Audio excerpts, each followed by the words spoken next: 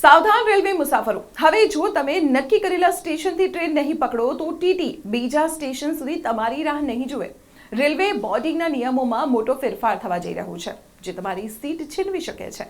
અત્યાર સુધી એવું હતું કે જો તમે તમારા સ્ટેશનથી ટ્રેન ચૂકી જાઓ તો ટીટી 1 કે 2 સ્ટેશન સુધી તમારી સીટ ખાલી રાખતા હતા. પરંતુ હવે એવું નહીં થાય.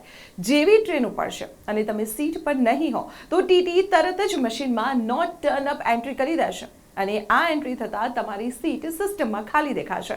આ ખાલી પડેલી સીટ હવે ઓટોમેટિક સિસ્ટમ દ્વારા વેઇટિંગ કે આરએસી વાળા મુસાફરોને તરત જ ફાળવી દેવામાં આવશે. મુસાફરના મોબાઈલ પર મેસેજ જશે અને તમારી કન્ફર્મ સીટ બીજાની થઈ જશે. રેલવે આ ફેરફાર ખાલી સીટોના મેનેજમેન્ટને વધુ પારદર્શક બનાવવા માટે કરી રહ્યું છે.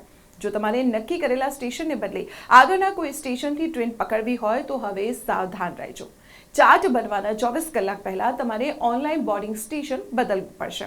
જો તમે બોર્ડિંગ સ્ટેશન નહીં બદલો અને નક્કી કરેલા સ્ટેશને હાજર નહીં હો તો તમે સીટ પર દાવો નહીં કરી શકો. ડિજિટલ ઇન્ડિયાના નવા રેલવે નિયમને હળવાશમાં ન લેતા આ માહિતી તમારા એવા મિત્રો સાથે શેર કરો જેઓ વારંવાર ટ્રેનમાં મુસાફરી કરે છે. મુસાફરી સુખદ રહે અને સીટ ન જાય તેનું પણ ખાસ ધ્યાન રાખજો. અને આવી જ મહત્વપૂર્ણ ઇન્ફોર્મેશન માટે આપ જોતા રહો સંદેશ ડિજિટલ.